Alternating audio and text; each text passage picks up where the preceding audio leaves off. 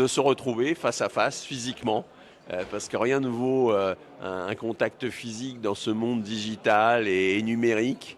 Nous sommes tous effectivement des êtres humains et se retrouver, se dire des choses qu'on ne se dirait pas ni par téléphone, ni par visio, ni par mail. Retrouver une certaine chaleur, on va dire, et en même temps savoir où chacun en est. Le monde bouge vite. Je crois en l'Afrique. Pour moi, nous sommes dans le temps de l'Afrique, dans ce 21e siècle. Il y a d'ailleurs plein de livres là-dessus. Et donc, je suis là pour essayer de continuer à nouer des relations et identifier d'autres talents. Vous voyez, juste avant, on était en train de parler du directeur général de la Cam Water au Cameroun, qui doit reformer son staff et son top management. On peut l'aider à ça, on peut préparer, je dirais, cette future génération. Alors, c'est une grande question presque à traiter d'une façon à la fois philosophique, multiculturelle et géostratégique. Et comme on parle de l'Afrique au sens large, francophone, anglophone, lusophone,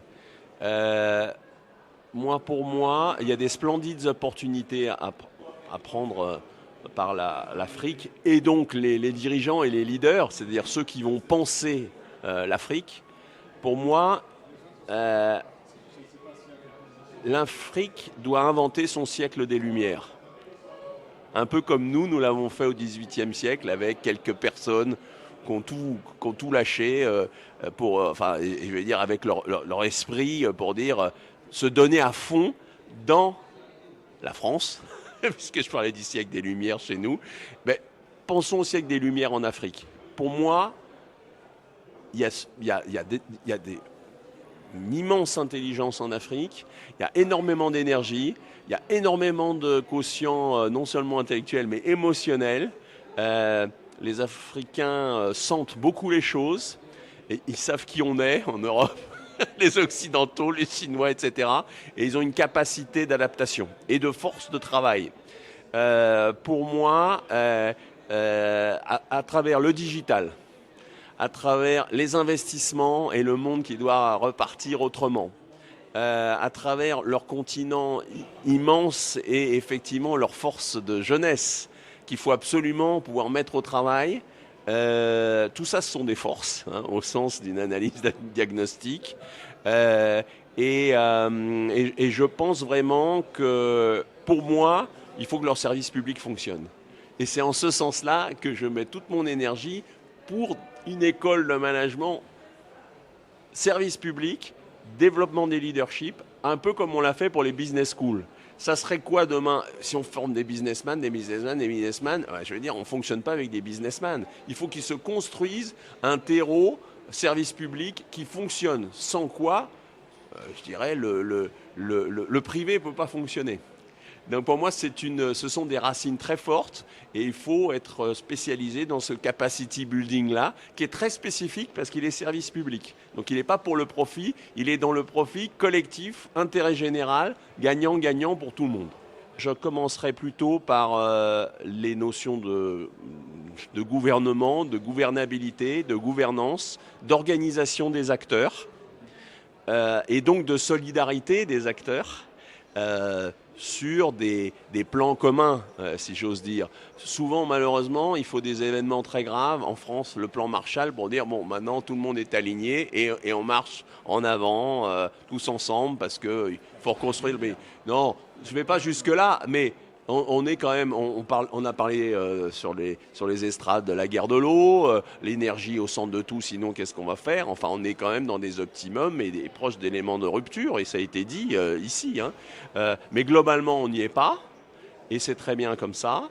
Et je pense que d'ailleurs, l'intelligence africaine est là aussi pour, je dirais, faire en sorte que les choses se fassent tout en conservant la paix, la sérénité, ensemble.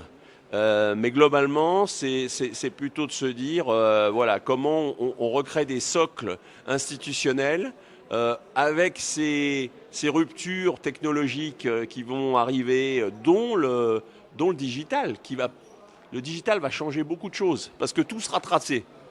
Donc aujourd'hui, par rapport à un certain nombre de facteurs, forcément, l'intelligence va s'adapter, et l'intelligence collective. Et je crois l'intelligence, voilà, pour moi, la clé, c'est l'intelligence collective des acteurs africains à des échelles à déterminer, dans des pays qui vont montrer l'exemple, et certains le montrent déjà plus que d'autres. Et derrière, ça suivra. Il faudra le temps qu'il faut, mais il faut que ce soit ce sens-là. Et les infrastructures viendront derrière parce que les investisseurs sont là. Ils sont prêts à lâcher des moyens. Si tant est que ce nouvel écosystème fonctionne bien. Je crois que le monde de demain, il n'y a pas de leader mondial. Donc là, je voterai en touche immédiatement. Je crois qu'au contraire, l'Afrique, c'est un lieu où les autres continents, comme bien sûr les Amériques, alors je vais plutôt parler de l'Amérique du Nord, parce que l'Amérique du Sud, c'est un peu comme l'Afrique, au sens de ce qu'elle peut apporter au monde. C'est sur le développement et sur la puissance dans le bon sens du terme, la puissance des jeunes générations, la puissance des terres, la puissance de ce qu'elle...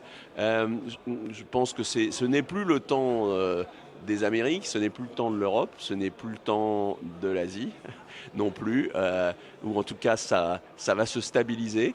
Et donc c'est plutôt de dire que ce terrain africain, c'est un terrain de communion des anciens leaders qui s'y retrouvent et qui construisent un siècle nouveau avec, on va dire, un peu plus de solidarité, de spiritualité, d'humanité, pour essayer d'arriver au 22e siècle, je dirais, en bonne santé, et pour nos petits-enfants, qu'ils en profitent un maximum, en particulier avec les splendides Afrique et toute je dirais, leur qualité exceptionnelle qu'on n'a pas dans un certain nombre de pays du Nord. Voilà.